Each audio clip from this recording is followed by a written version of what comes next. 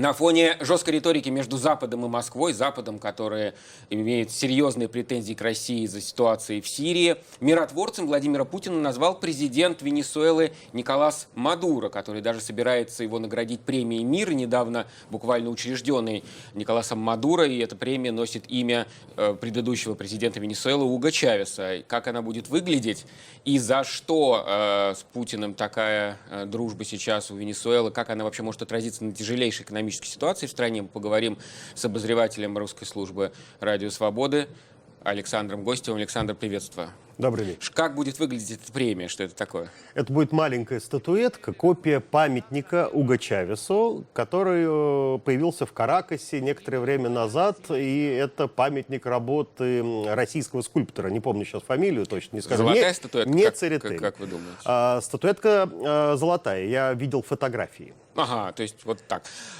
Эта встреча произошла в Стамбуле на энергетическом форуме, встреча между Мадуро и Путиным, на фоне сообщений о том, что ОПЕК договорилась о снижении цен на нефть. Насколько я понимаю, для Венесуэлы сейчас все эти вопросы, дружба с Россией, цены на нефть не просто важны, а жизненно важны. Люди умирают с голода, или я ошибаюсь?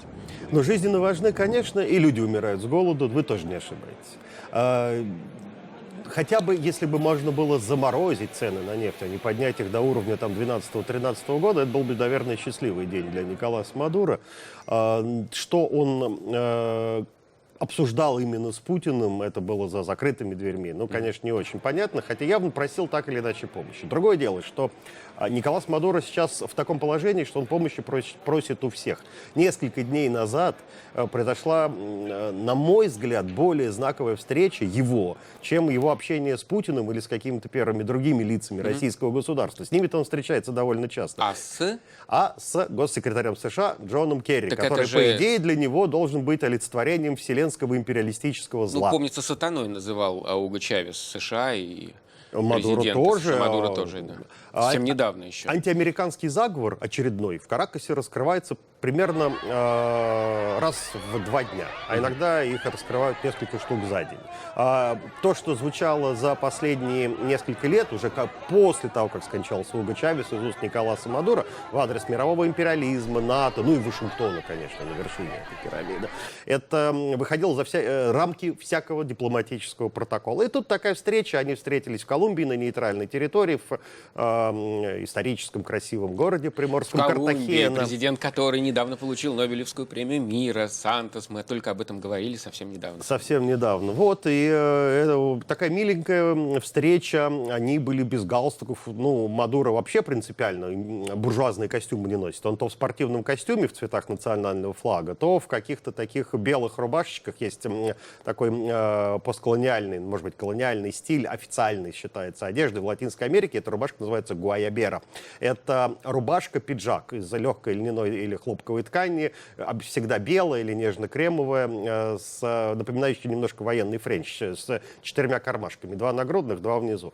Так вот, Джон Керри, видимо, решил пойти ему навстречу, он тоже примерно такую рубашечку они надел. Выглядели как 2 человека, которые встретились в пижамах, если это смотреть на взглядом европейского там человека. Поговорили они очень мило, но вообще после того, как громы и молнии метались, а сейчас люди говорят о том, ну давайте вместе стремиться к демократии, к миру. Ну, Джон Керри увещевал Николаса Мадуро как человек неадекватного, о чем мы можем отдельно поговорить. Видимо, он боялся, что Николас Мадуро может вообще вскочить, ну, не укусить его, но сорваться, что называется. И он говорил, что надо договариваться с оппозицией, неплохо бы выпустить заключенных политических из тюрем, перестать арестовывать владельцев магазинов за то, что они отказываются в соответствии с революционными декретами, которые Мадуро тоже издает по 8 штук в день, снижать цены и фиксировать их и так далее. А Мадуро кивал, и вот как бы весь его внешний вид говорил о том, что дошел я до такого состояния, что мне уже от Господа Бога и от черта помощь. И вот тогда, пожалуй, стоит обратить свой взгляд внутрь страны, что происходит в Венесуэле. То, что я видел последний раз, вот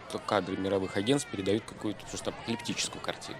Чудовищный кризис, причем, я бы сказал, еще с каким-то таким налетом кладбищенского юмора, который упирается все очень сильно еще в фигуру Николаса Мадуро.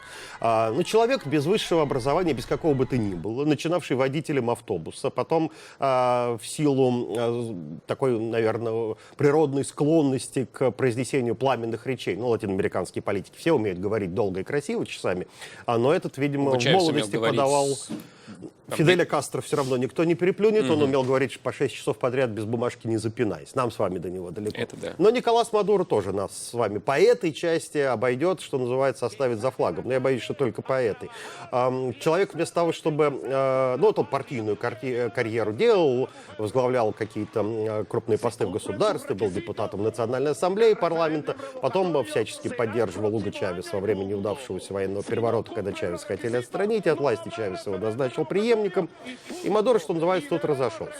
Хотя харизма ему, на мой взгляд, такой, какая была у Уго Чавеса, но совершенно не хватает. Его так не уважают, наверное, даже его ближайшие соратники. А кто, кстати, его соратники? Кто управляет Венесуэлой? Ну, вот я сначала Портрет отвечу людей. на ваш вопрос, чем он занимается. Вы знаете, человек ведет, как и Уго Чавес, иногда многочасовое, практически ежедневное телерадиошоу, вместо того, чтобы управлять государством, в котором он, например, учит женщин, как сушить волосы, домохозяек, как стирать белье и каким-то таким подобным вещам. А почему он это делает? Да потому что ни стирального порошка, ни электричества нет. Стиральной машинки и фены не И работают. еды нет, но это богатейшая страна. Мы вот знаем, что туда Сечин летает, по-моему, он сам рассказывал чуть ли не 15 раз, для того, чтобы нефть добывать. И Америка... Нефть они хотят добывать, у них не получается. Почему у них не получается? Ну, во-первых, Там потому что из Венесуэлы, нефть. который год... Венесуэла богатейшая страна, там 3 урожая в год можно снимать, запасы нефти разведанные по последним оценкам аналитиков той же ОПЕК. Они больше, чем в Персидском заливе, потенциальные. Но... Однако не идет. Почему? Да потому что из Венесуэлы бегут не просто образованные люди, предприниматели, грамотные технические специалисты. Вообще бегут все. А вместо этого на руководящие абсолютно все посты назначаются военные, окончившие совсем недавно какие-то там сержантские курсы повышения квалификации и сейчас ставшие генералами. Или офицеры госбезопасности. Причем, я замечу, очень немаловажный момент, не всегда собственные венесуэльские.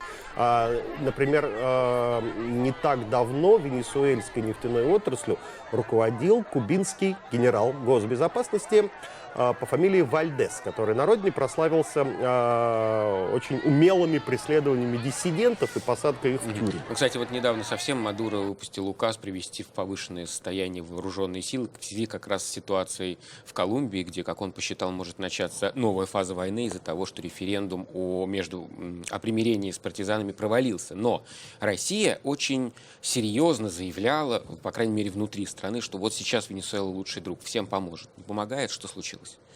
Отношения Венесуэлы с Колумбией – это отдельный рассказ. В 2015 году чуть не дошло до войны. С Россией, ну, с кем-то дружить надо, понимаете. Почему мы бросили очень Венесуэлу? Хочется войти в клуб, если говорить в клуб больших государств. В Венесуэле, в лице Николаса Мадуро, очень громко хочется топнуть так ногой на мировой арене. А калибр ни самого Мадуро, ни состояние дел в его стране, ни политических дел, ни экономических, ему это не позволяет. Ему хочется быть равным. Может это все кончится тем, что внешние компании западные или российские тоже в какой-то момент просто так заберут всю страну. Когда-то их изгоняли, а теперь она им достанется, и они начнут... Я не думаю, что так будет. Сейчас все-таки не 19 век Венесуэла, чтобы стала чьей-то колонией. И западные компании просто плюнули, говоря простым языком, на любые попытки вести какие-то дела с венесуэльцами, и оттуда сбежали. Есть еще частные инвестиции, но какие-то такие крупные международные корпорации или государственные иностранные, связанные со собственными правительствами, там давно дел не ведут. Хотя важный момент. Конечно, Венесуэла остается главным, наверное, торговым партнером, вернее, с другого конца, значит, что для Венесуэлы по-прежнему главный торговый партнер не Россия, а Соединенные Штаты, куда поставляется львиная доля всей венесуэльской нефти. Несмотря на всю эту риторику, которая чудовищно сочетается, бизнес с криком. Это, кстати, особенность вот таких режимов, которые одной рукой находят себе врага, другой, собственно, с ними торгуют, и непонятно, поможет ли премия мира, которая учреждена Николасом Мадурой, восстановить экономику в стране, но мы следим за этой ситуацией постоянно, тем более, что мировые новости нам в этом активно помогают. Александр Гостев, обозреватель русской службы «Радио Свобода», был у меня в студии, поговорили немножко о ситуации в Венесуэле. Спасибо. Благодарю, Тимур.